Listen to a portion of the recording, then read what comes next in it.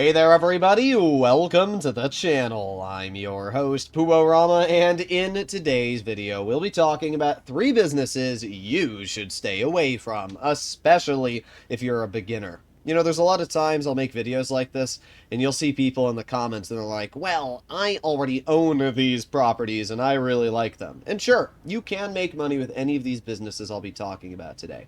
But we're more going to be focusing down to the fact that these are not good investments, especially if you don't have a lot of money or you're new to the game. So with that being said, hopefully you enjoyed today's content, and if you would like to see more like it, as always, consider smashing that subscribe button down below. So with that being said, what is going to be in the number 3 position? Well, it's a business that you probably wouldn't expect, but once you realize my reasoning, you'll probably understand why.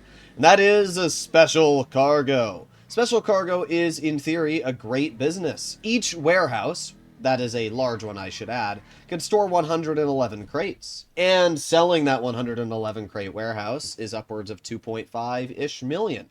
With the high demand bonus, you're making over 3 million. That's a lot of money. If you have a double money weekend, you can make 6.6 million on each large warehouse you own. But there's a couple catches. First of all, the warehouses are ridiculously expensive. We can see the 5 warehouses I own, all large. 1, 2, 3, 4, and then the 5th is over here. Purchasing all 5 of those warehouses cost me over $10 million.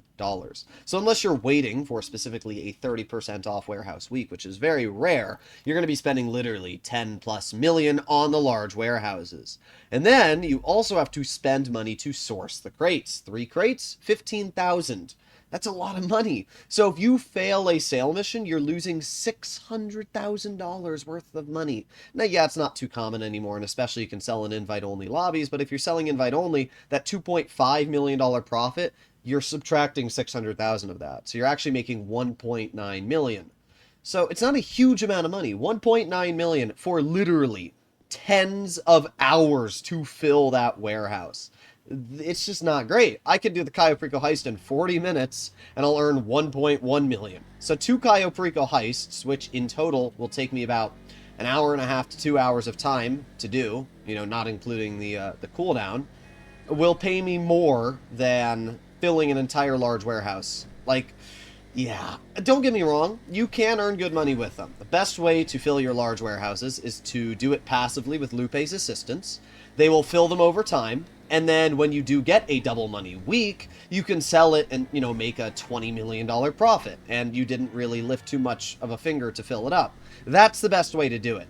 But in that time frame, you would still earn a lot more if you put that money towards the Cayo Perico heist or, you know, Special Cargo or any other type of business.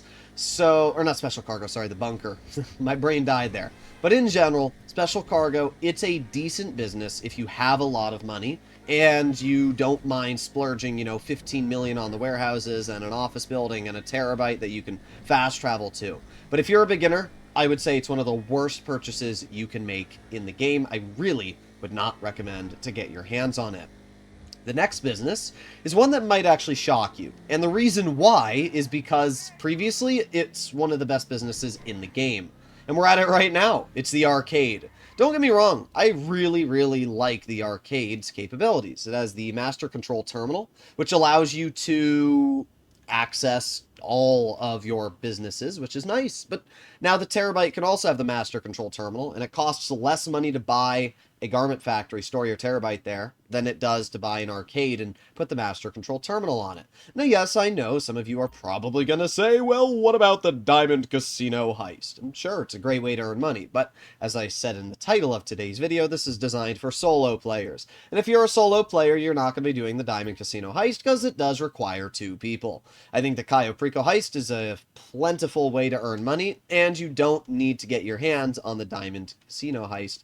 That's at least my 2 cents on it, though. I think ever since Rockstar added the Garment Factory, it kind of made the arcade useless because I never ever go to the arcade anymore. If I want to access a Master Control Terminal, I simply go to my Terabyte, I request it, and it's going to spawn within, you know, 30 feet of me. Yeah, there you go. It's right over here.